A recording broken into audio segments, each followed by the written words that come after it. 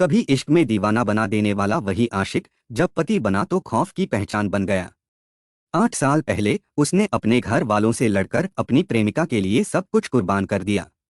वो बात जो किसी को डराए तब मोहब्बत की मिसाल लगती थी। अगर तू किसी और से बात करेगी तो तुझे मार डालूंगा। प्रेमिका को लगता था यही तो सच्चा प्यार है, जो किसी और को उसके करीब भी नहीं देख सकता। लेकिन वक्त बदला, रिश्ता बदला और वही लफ्ज जो कभी मोहब्बत के थे अब नफरत और दर्द की चीख में बदल गए। एक मासूम बेटे की मौजूदगी में कैसे टूटा एक रिश्ता, और हुआ एक ऐसा हादसा जिसने रूह तक को हिला दिया। तो क्या था पूरा मामला, आखिर ऐसा क्या हुआ उन दोनों के बीच? चलिए जानते हैं इस दिल दहला देने वाले हत्याकांड की पूरी कहानी विस्तार से इस वीडियो में। नमस्कार मेरे प्यारे भाइयों और बहनों, मैं विवेक कुमार। क्राइम की कहानी के नए एपिसोड में आप सभी लोगों का हार्दिक स्वागत है। कहानी में आगे बढ़ने से पहले कृपया क्राइम की कहानी चैनल को सब्सक्राइब कर बेल आइकन जरूर दबा लें, ताकि मेरे हर वीडियो का नोटिफिकेशन आपको मिलता रहे। तो चलिए आज की कहानी शुरू करते हैं। यह प्रेम कहानी किसी फिल्मी स्क्रिप्ट से कम नहीं लगती है। बागपत जिले के शहर कोतवाली के ठाकुरगरा मोहल्ले में रहने वाला 30 वर्षीय प्रशांत चौधरी ओला कैब चलाता है। दूसरी ओर 28 वर्षीय नेहा उपाध्याय सहारनपुर की रहने वाली थी। तकरीबन 8 साल पहले दोनों ने 7 फेरों के साथ अपनी मोहब्बत को नाम दिया। लेकिन इस रिश्ते की नींव तो उससे भी पहले रखी जा चुकी थी, जब दो अजनबी दिलों ने एक दूसरे की धड़कनों को महसूस करना शुरू किया था। कहते हैं जब दो दिल सच्चे इरादों से जुड़ते हैं तो फासले बस एक वजह बन जाते हैं और हालात केवल एक कहानी। प्रशांत होलिका चौक के पास स्थित एक मेडिकल स्टोर पर काम करता था और नेहा पास ही के एक कॉस्मेटिक सेंटर में अपने सपनों को आकार दे रही थी। हर रोज की छोटी छोटी मुलाकातें धीरे धीरे दिल के तारों को छूने लगीं। वो मुस्कुराहटें, वो अनखे इशारे और वो संकोच भरे लम्हे कब एक गहरी दोस्ती और फिर बेपनाह प्यार में ढल गए, किसी को खबर ही नहीं हुई। वो पहली नज़र जो शायद आखिरी तक याद रह जाए, उनकी आंखों ने एक दूसरे की आंखों में अपना घर देख लिया था। धीरे धीरे उन्होंने साथ जीने और मरने की ख्वाहिशें बुन लीं और आखिरकार करीब 8 साल पहले उन्होंने शादी कर लिया। नेहा भी देखने में बेहद खूबसूरत थी। उसकी आंखों में एक ऐसी मासूमियत थी जो सीधे दिल में उतर जाए, और साथ ही ऐसा आत्मविश्वास जो उसकी सोच की गहराई को बयां करता था। वहीं प्रशांत के व्यक्तित्व में एक अलग ही कशिश थी। उसके चेहरे पर सादगी की एक शालीन परत थी, जिसके पीछे छिपी समझदारी और आत्मीयता हर किसी को खींच लेती थी। उस वक्त नेहा महज 20 साल की थी और प्रशांत की उम्र करीब 22-23 साल के आसपास थी।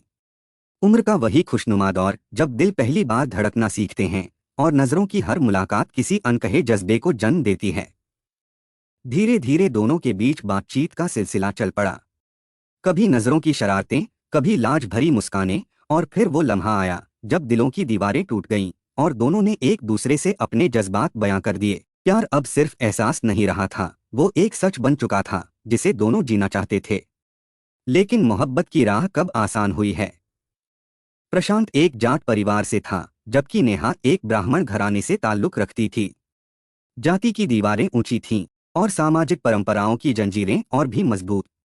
जब दोनों ने पूरे हौसले से अपने अपने घर वालों को ये बताया कि वो एक दूसरे के बिना नहीं रह सकते और शादी करना चाहते हैं, तो जवाब साफ था, यह शादी नहीं हो सकती, हम इस रिश्ते के खिलाफ हैं। नेहा के घर वालों को यह रिश्ता कभी भी मंजूर नहीं हुआ। उनका कहना था, प्रशांत करता ही क्या है, एक गाड़ी चलाता है, ड्राइवर है। क्या वो तुझे खुश रख पाएगा? तेरे सारे सपने क्या वो पूरा कर पाएगा? लेकिन नेहा इन सब बातों से बिल्कुल बेपरवाह थी। उसकी दुनिया में अगर कुछ सबसे अहम था तो वो था उसका प्यार। उसके लिए प्रशांत की आंखों की चमक, उसका बेपरवाह अंदाज, उसकी मोहब्बत की दीवानगी ही सबसे बड़ी पूंजी थी। उसे वो सारे पल आज भी याद हैं जब प्रशांत गुस्से और मोहब्बत के अजीब से मेल में उससे कहा करता, तू मेरी नहीं हुई तो तुझे किसी और का होने नहीं दूंगा। जो तुझसे शादी करने आएगा उसे मैं मार डालूंगा, और अगर तू किसी और से बात करती नजर आई तो तुझे भी मैं जिंदा नहीं छोड़ूंगा।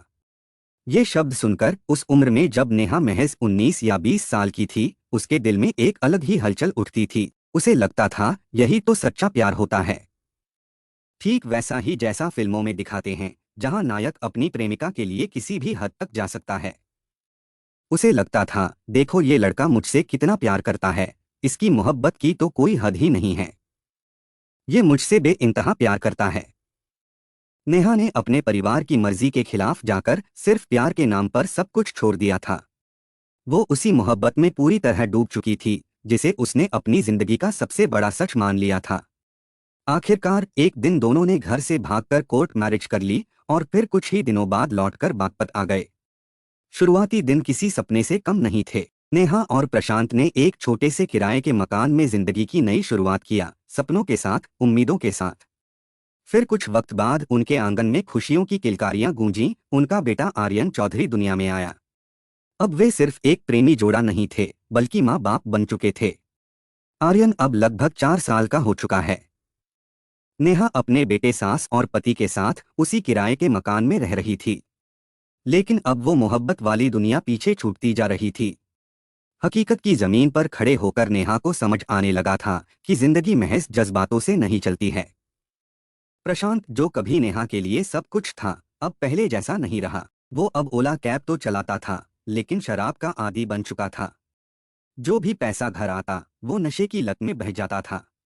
नेहा के कंधों पर अब सिर्फ घर नहीं, एक बच्चे की परवरिश और एक बिखरते रिश्ते की जिम्मेदारी भी थी। उसे एहसास हो चुका था कि अब अकेले प्यार से पेट नहीं भर सकता।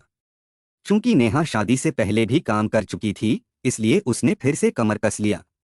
एक फैक्ट्री में नौकरी शुरू की ताकि बेटे की परवरिश और घर की जरूरतें पूरी की जा सकें। नेहा ने अपने कंधों पर आई हर जिम्मेदारी को समझते हुए फैक्ट्री में काम शुरू किया। वहां और भी कर्मचारी थे, कुछ पुरुष, कुछ महिलाएं। नेहा ने ना तो खुद को किसी से अलग किया, ना ही किसी के करीब होने की कोशिश किया। वह हमेशा की तरह मर्यादित, हर किसी के साथ सहज और सम्मानजनक व्यवहार करती रही। लेकिन अब यही सामान्य बातें प्रशांत की आंखों में चुभने लगीं। वो नेहा की कमाई तो चाहता था, मगर उसके आत्मसम्मान और सामाजिक स्वतंत्रता को हजम नहीं कर पा रहा था। हर दिन उसे यही डर सताता, कहीं नेहा किसी और से तो नहीं जुड़ रही। उसका शक अब नेहा की हर बात, हर मुस्कान, हर फोन कॉल में झांकने लगा था। नेहा जितनी मेहनत करती, घर चलाने की कोशिश करती, उतना ही प्रशांत का शक और गुस्सा बढ़ता जा रहा था। अब उनके बीच रोजाना झगड़े होना आम बात हो गई थी। कभी किसी सहकर्मी का जिक्र, तो कभी बस किसी अजनबी की नज़र भी बहाना बन जाती थी। दरअसल वो जुनून जो कभी नेहा को खास महसूस कराता था, तू सिर्फ मेरी है, किसी और से बात भी मत करना, अब एक जहरीली जंजीर बन चुका था। वो मोहब्बत अब मोहब्बत नहीं रही थी, बल्कि एक अधिनायक जैसी भावना बन गई थी, जहां नेहा की इच्छाओं, आज़ादी और सोच के लिए कोई जगह नहीं थी। और यह भी एक कड़वा सच है, कुछ पुरुषों के मन में यह गलत फहमी घर कर जाती है कि अगर यह लड़की मुझसे फंस सकती है, तो किसी और से भी फंस सकती है। यह सोच प्यार की नहीं, बल्कि गहरी असुरक्षा और स्वामित्व की भावना की उपज होती है, जहां भरोसा दम तोड़ देता है और रिश्ते की बुनियाद दरकने लगती है। प्रशांत के दिमाग में यह विचार गहरे तक बैठ चुका था। यही सोच अब उसकी हर हरकत पर हावी हो गई थी। वो अब नेहा की हर मुस्कान में, हर बातचीत में, हर छोटी सी देर में शक का कारण ढूंढने लगा था। नेहा की हर बात पर सवाल उठाना, गुस्से में आकर अपमान करना उसकी आदत बन चुकी थी। शक का जहर धीरे धीरे उनके रिश्ते को अंदर से खोखला कर रहा था। घर अब वो स्थान नहीं रहा था जहां सुकून मिलता, जहां प्रेम का एहसास होता, बल्कि वो अब झगड़ों, चीख पुकार और अपमान की गवाह बन चुका था, जो नेहा को भीतर से तोड़कर रख देते थे। थक कर, टूट कर, तंग आकर नेहा ने एक दिन निर्णय लिया। वह अपने बेटे आर्यन के साथ मायके ठाकुरगरा लौट आई। माँ रंजीता ने उसे सहारा दिया और दोनों ने मिलकर किराए के एक छोटे से मकान में नया जीवन शुरू किया। नेहा ने आर्यन को अपने पास रखा, उसे स्कूल भेजना शुरू किया और खुद भी काम करती रही ताकि बेटे की पढ़ाई और घर की जरूरतें पूरी कर सके। यह सब 1 साल पहले की बात है। होली के कुछ दिन बाद अचानक प्रशांत सामने आया। उसका चेहरा थका हुआ था, उसकी आवाज में पछतावा था। उसने सिर झुकाकर शर्मिंदगी के साथ नेहा से कहा, हाँ, मुझसे गलती हुई है, मैं शक करता था, बुरा व्यवहार करता था, मुझे माफ कर दो। नेहा चुप रही। उसके मन में बहुत कुछ था, गुस्सा भी, दर्द भी और कई सवाल भी था। लेकिन उस सब के नीचे कहीं एक कोना ऐसा था, जहां अब भी प्यार जिंदा था, जो कभी नहीं मरा था। अभी भी उसके दिल में कहीं ना कहीं एक आवाज गूंज रही थी, पति है, 4 साल का बेटा है, और मैं भी तो अब भी उसे चाहती हूँ। इसलिए उसने उसे माफ कर दिया। उसका मन कुछ कहता था, लेकिन प्यार ने उसे शांति दी और उसने पुरानी यादों के साथ फिर से एक मौका दिया। नेहा ने रिश्ते को एक और मौका दिया था, लेकिन यह सिर्फ इसलिए नहीं था कि उसे प्रशांत से अब भी लगाव था। असल में यह फैसला उसने अपने बेटे आर्यन के लिए लिया था। आर्यन अब स्कूल जाने लगा था और नेहा नहीं चाहती थी कि उसकी पढ़ाई बीच में टूटे। इसलिए यह तय हुआ कि वे इस साल तक ठाकुरद्वारा में ही रहेंगे और फिर अगले साल वह ससुराल लौट जाएगी। प्रशांत ने भी इस फैसले पर सहमति जताई, कम से कम दिखावे के तौर पर। अब वह अक्सर ठाकुरद्वारा आता जाता और एक नकली सामान्यता बनाए रखने की कोशिश करता। लेकिन सच्चाई यह थी कि नेहा के भरोसे की डोर हर दिन और कमजोर होती जा रही थी। नेहा की मां रंजीता बताती हैं कि जो पैसे नेहा फैक्ट्री में काम करके कमाती थी, वही घर के खर्चों के साथ साथ प्रशांत की कई जरूरतें भी पूरी करते थे। नेहा की मेहनत का पैसा प्रशांत की नशे की लत और उसकी झगड़ों के लिए इस्तेमाल हो रहा था और यह सिलसिला बदस्तूर जारी था। अब प्रशांत में एक नया रंग भी जुड़ गया था, बेवफाई का रंग। कहते हैं जो खुद गुनाह करता है वह दूसरों पर सबसे पहले शक करता है। प्रशांत भी अब लड़कियों के चक्कर में फंस चुका था। वह इधर उधर घूमता रहता, किसी का ध्यान नहीं रखता, लेकिन नेहा पर वही सख्ती बरकरार थी। किसी से बात मत करना, किसी लड़के को देखती भी मिली तो अंजाम बुरा होगा। यह वही पुरानी कसकती हुई बातें थीं जिनसे नेहा हर दिन भावनात्मक रूप से घुटती जा रही थी। उसकी आज़ादी, उसका आत्मसम्मान और उसकी मेहनत, तीनों पर प्रशांत का अविश्वास भारी पड़ रहा था। उसकी आत्मा पर एक चुपचाप सी सर्दी और बर्फ की परत जमा हो रही थी। प्रशांत के भीतर अब प्यार नहीं बल्कि एक जहर पलने लगा था, शक, असुरक्षा और पागलपन का जहर। उसका दिल अब नेहा की हर मुस्कान में धोखा ढूंढने लगा था, उसकी हर बात को शक की नज़र से देखने लगा था। उसे अब यकीन हो गया था कि नेहा किसी और से अफेयर कर रही है। एक दिन उसकी शक की मानसिकता ने उसे और भी खतरनाक बना दिया। उसने नेहा का व्हाट्सएप हैक कर लिया था। उसे थोड़ा बहुत टेक्नोलॉजी का ज्ञान था और उसने किसी तरह नेहा की चैट्स पढ़ डाली। चैट में नेहा की किसी पुरुष से बातचीत थी जो शायद एक सामान्य, औपचारिक या काम से जुड़ी बात हो सकती थी। लेकिन प्रशांत को वही कुछ दिखा और सुनने की देर थी और उसका दिमाग जैसे फट पड़ा। यह सब 8 मई की सुबह हुआ था। नेहा की मां रंजीता किसी जरूरी काम से बाजार गई हुई थी। नेहा घर पर अकेली थी और उसका छोटा बेटा आर्यन भी पास में था। तभी प्रशांत धड़धड़ाता हुआ घर में घुसा, उसकी आंखों में जैसे खून उतर आया था। नेहा को देखते ही वही पुरानी आवाज, वही इल्जाम, तू किसी और से मिलती है, तू मुझे धोखा दे रही है। नेहा ने विरोध किया, उसे झाड़ते हुए कहा, अब बहुत हो गया प्रशांत, तुम मुझे कैद करके नहीं रख सकते। यह तुम्हारा जुनून नहीं, पागलपन है। लेकिन जब तक वह अपनी बात खत्म कर पाती तब तक बहुत देर हो चुकी थी।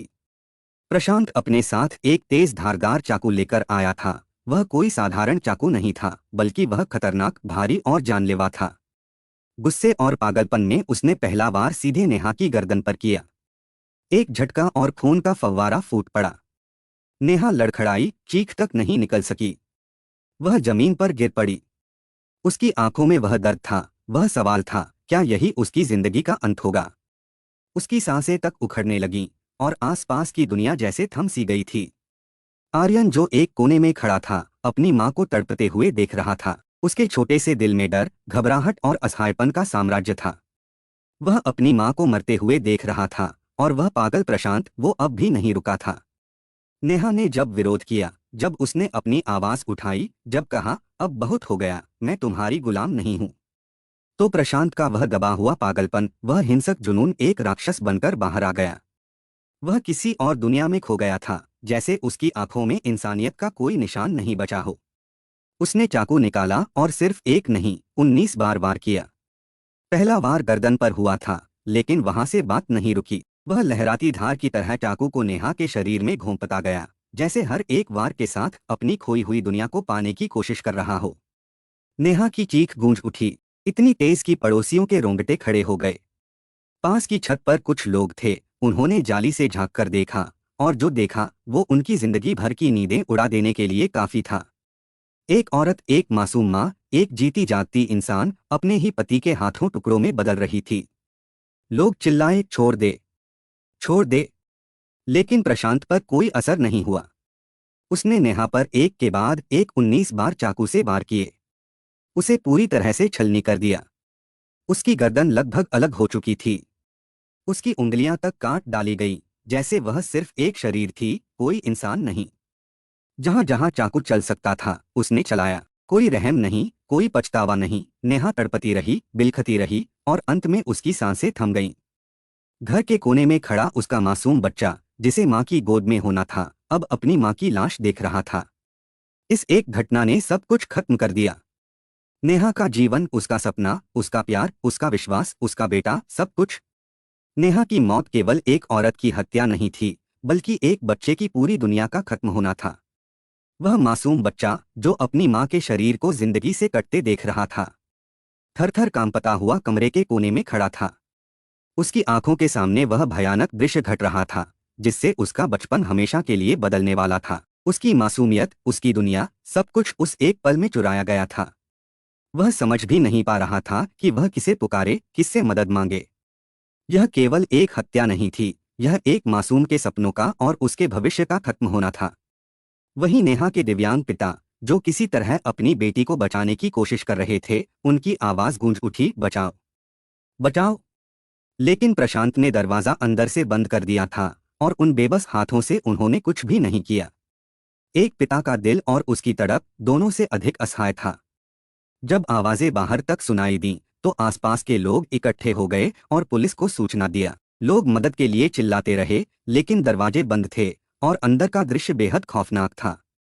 एक जीवित इंसान को इस तरह खत्म होते देखना केवल उसके परिवार के लिए ही नहीं, हर इंसान के लिए एक मानसिक आघात था। पुलिस ने मौके पर पहुंचकर दरवाजा तोड़ा और अंदर दाखिल हुई। प्रशांत, जो अब पूरी तरह से बेखौफ था, पुलिस के सामने आकर खड़ा हो गया। वह अपनी खुद की सफाई में कह रहा था, मैं भागूंगा नहीं, मैंने पहले ही कहा था, शादी के वक्त ही कह दिया था, अगर तू किसी और से बात करती हुई दिखी तो मैं तुझे नहीं छोड़ूंगा। और मुझे उस दिन तुझसे गलत लगने लगा था, तभी से मैंने तय कर लिया था कि मैं तुझे छोड़ूंगा नहीं, मार डालूंगा। पुलिस हैरान थी, लेकिन प्रशांत का वह जुनून, जिसे वह प्यार और अधिकार समझता था, अब एक भयानक अपराध में बदल चुका था। वह खुद को सही ठहरा रहा था, मानो यह सब कुछ एक सामान्य घटना हो, जैसे उसने कोई जिम्मेदारी पूरी की हो। उसका दिमाग इस हद तक अस्वस्थ था कि उसे यह एहसास भी नहीं था कि उसने एक इंसान की जिंदगी, एक माँ की जिंदगी छीन ली थी। नेहा अब नहीं थी, लेकिन उसका बच्चा, उसके परिवार का दर्द और समाज का यह सवाल हमेशा के लिए रह जाएगा।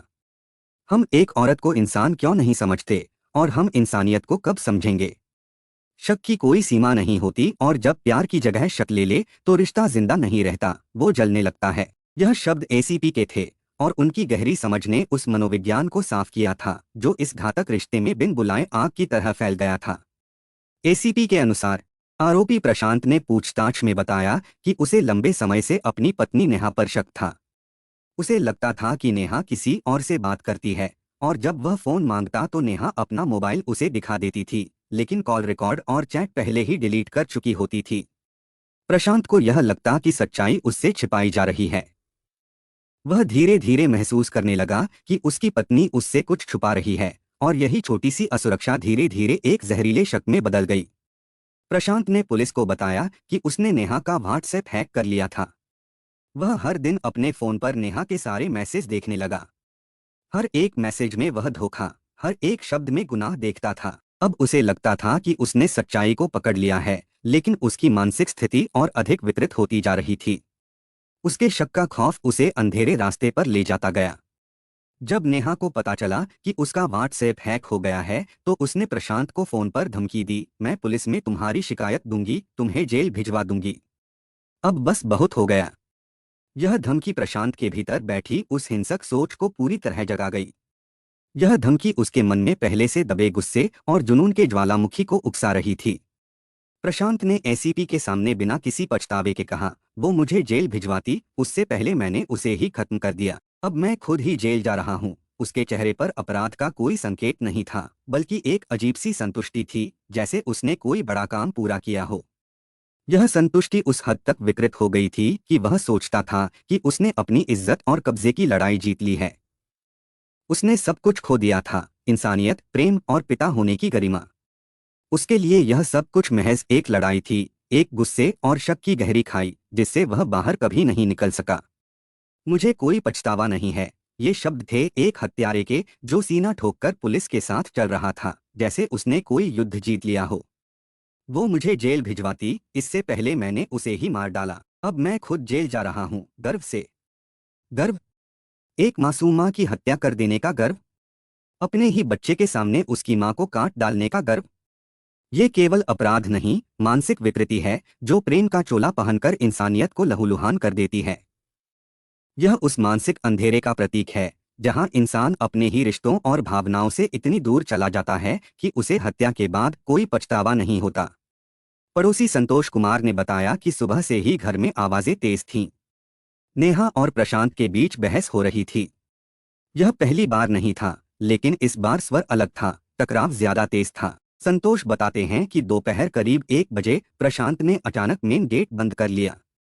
लोग समझ नहीं पाए कि क्या हो रहा है, लेकिन कुछ मिनटों बाद जब घर से चीखें आने लगीं, खून की बू हवा में घुली तो मोहल्ले की रूह कांप गई।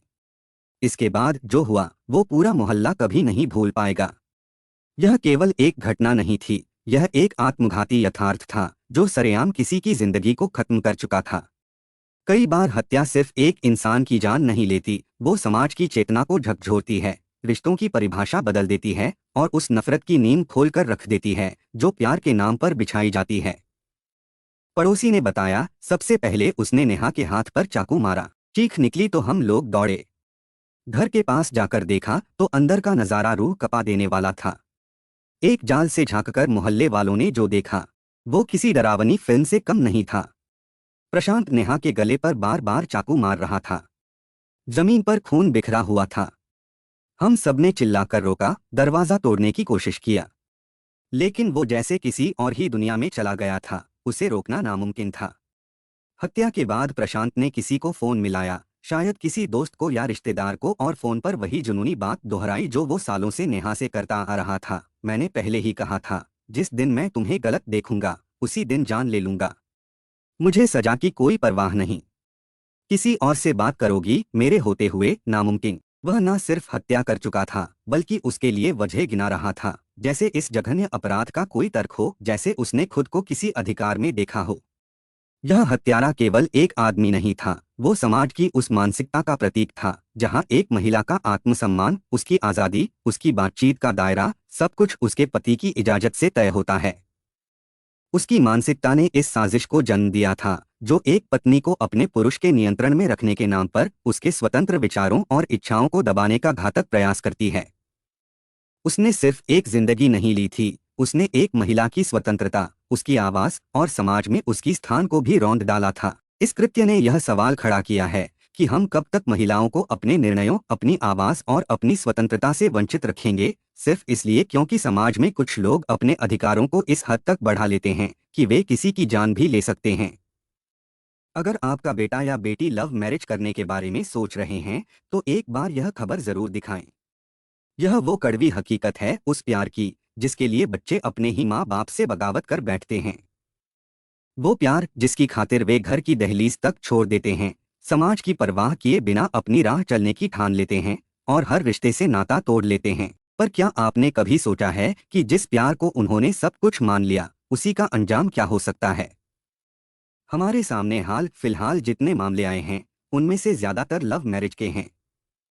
और अंजाम, कहीं पति खून से लथपथ पड़ा मिला तो कहीं पत्नी की लाश संदिग्ध हालात में बरामद हुई। रिश्ते जो कभी प्यार और विश्वास से शुरू हुए थे अब नफरत, शक और हिंसा में बदल चुके हैं।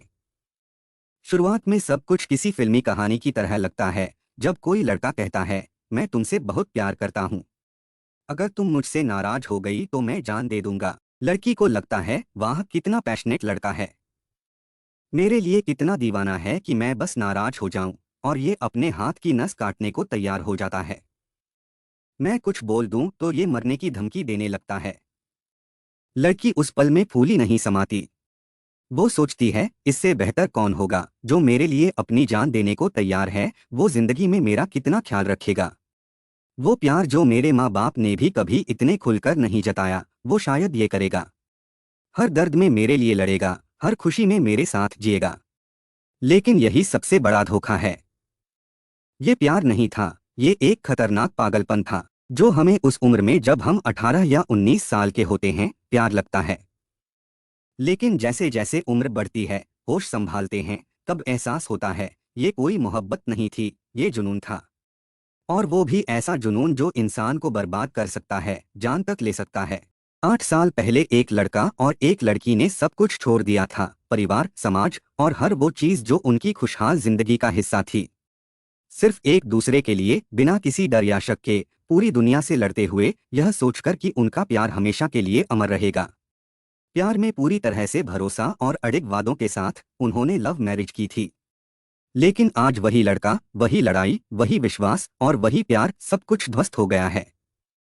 आज वही लड़का अपनी पत्नी का गला रेतकर उसकी हत्या कर चुका है। और सबसे भयावह, इस हत्याकांड को उसने अपने मासूम 4 साल के बेटे के सामने अंजाम दिया। क्या यही है लव मैरिज का सच? जिस रिश्ते की शुरुआत मौत तक एक दूसरे के साथ रहने की कस्मों और वादों से हुई थी, वही रिश्ता अब मार देने की हद तक पहुंच गया है। प्यार की राह पर चलने वाले ये लोग आज उस रास्ते से भटककर हत्या तक पहुंच गए। क्या यही है उन वादों का असली अंजाम? आज की कहानी बस यही तक। अब बारी कमेंट पढ़ने की है। ममता सिंह मैम ने कमेंट किया है, वेरी सैड स्टोरी, अंधविश्वास में कई लोग शिकार बनते हैं। मैम आपके सपोर्ट और प्यार के लिए दिल से धन्यवाद। मीरा राय मैम ने कमेंट किया है, जिंदगी की गाड़ी पीछे मोड़ने का अंजाम। इंसान जो है उसमें खुश नहीं रहता, जो नहीं उसके पीछे रहता है। मैम बिल्कुल सही बात कही आपने। आज के टाइम में लोग ऐसा ही कर रहे हैं। मैम आपके सपोर्ट और प्यार के लिए दिल से धन्यवाद। श्रेया वसानी जी ने कमेंट किया है, good afternoon sir, good afternoon Shreya ji. आपके सपोर्ट और प्यार के लिए दिल से धन्यवाद। संजना मुखर्जी मैम ने कमेंट किया है, Vinita should have confided in her husband. Ma'am आपके सपोर्ट और प्यार के लिए दिल से धन्यवाद। रीता छेत्री मैम ने कमेंट किया है, बेलगाम बीवी के चलते एक बेकसूर की जान चली गई, कैसी अफसोसनाक कहानी है। मैम आपके सपोर्ट और प्यार के लिए दिल से धन्यवाद। माला कुमारी राय जी ने कमेंट किया है, अपने प्यार के चक्कर में एक बेगुनाह की जान ले लिया। मैम आपके सपोर्ट और प्यार के लिए दिल से धन्यवाद। सुषमा शाह जी ने कमेंट किया है, बेहद दुखदायक कहानी सुनाई आपने। मैम आपके सपोर्ट और प्यार के लिए दिल से धन्यवाद। रोशनी मेहरा जी ने कमेंट किया है, हेलो विवेक भाई, good afternoon. Hello sister, good afternoon. आपके सपोर्ट और प्यार के लिए दिल से धन्यवाद। जमुना अटलुरी जी ने कमेंट किया है, कैसे माता पिता है और कैसे दत्तक पिता है, अपने ही बेटी की हत्या करवा दी, अफसोस। सर आपके सपोर्ट और प्यार के लिए दिल से धन्यवाद। लोकेन राय जी ने कमेंट किया है, सो सैड स्टोरी विवेक जी। मैम आपके सपोर्ट और प्यार के लिए दिल से धन्यवाद। दीपा सिंह जी ने कमेंट किया है, दर्दनाक भैया। सिस्टर आपके सपोर्ट और प्यार के लिए दिल से धन्यवाद। यास्मीन जी ने कमेंट किया है, इतने बेवकूफ लोग आज के जमाने में भी है, हैरत होती है। Yasmin from USA. मैम आपके सपोर्ट और प्यार के लिए दिल से धन्यवाद। कल्पना लिंबू जी ने कमेंट किया है, मैम आपके सपोर्ट और प्यार के लिए दिल से धन्यवाद। धर्मेंद्र दहिया जी ने कमेंट किया है, good afternoon sir. Sir good afternoon, आपके सपोर्ट और प्यार के लिए दिल से धन्यवाद। सरिता राय जी ने कमेंट किया है, मैम आपके सपोर्ट और प्यार के लिए दिल से धन्यवाद। अनुज कुमार जी ने कमेंट किया है, पति पत्नी दोनों के बीच में यदि कोई तीसरा व्यक्ति आता है तो परिणाम ऐसा ही होता है। सर आपके सपोर्ट और प्यार के लिए दिल से धन्यवाद। शब्बीर काबू जी ने कमेंट किया है, सर आपके सपोर्ट और प्यार के लिए दिल से धन्यवाद। करिश्मा मौर्य जी ने कमेंट किया है, मैम आपके सपोर्ट और प्यार के लिए दिल से धन्यवाद। मनोज प्रभाकर जी ने कमेंट किया है, अच्छी भली लाइफ को क्यों आग लगा लेते हैं लोग। सर आपके सपोर्ट और प्यार के लिए दिल से धन्यवाद। राहुल जयकर जी ने कमेंट किया है, फर्स्ट लाइक कमेंट विवेक जी। सर आपके सपोर्ट और प्यार के लिए दिल से धन्यवाद। आपका अपना अक्षय नाम के आईडी से कमेंट आया है, गुड जॉब। आपके सपोर्ट और प्यार के लिए दिल से धन्यवाद। तेजवी कौर ने कमेंट किया है, फर्स्ट कमेंट किया है भाई मैंने। तेजवी कौर फ्रॉम पंजाब लुधियाना। मैम आपके सपोर्ट और प्यार के लिए दिल से धन्यवाद। वैसे मैं आपका कमेंट अपने वीडियो में कई बार रीड किया, लेकिन आपके आईडी में आपका नाम विनोद है। अच्छा लगा कि आप लुधियाना से है, मेरा एक घर लुधियाना में भी है। गणपत सिंह भाटी जी ने कमेंट किया है, बहुत ही दर्दनाक कहानी, इतना सब कुछ होने के बाद मारने की जरूरत नहीं थी। सर आपके सपोर्ट और प्यार के लिए दिल से धन्यवाद। प्रणव माथुर जी ने कमेंट किया है, दीपा की गलती कैरेक्टरलेस होने की थी और लड़कों से अपना गुजारा निकलवाने की थी। सर आपके सपोर्ट और प्यार के लिए दिल से धन्यवाद। तरदीप शर्मा जी ने कमेंट किया है, first comment, nice story sir, आपके सपोर्ट और प्यार के लिए दिल से धन्यवाद। मुस्कान हरगुन जी ने कमेंट किया है, चब्बेवाल हमारे पास है। मैम, आपके सपोर्ट और प्यार के लिए दिल से धन्यवाद।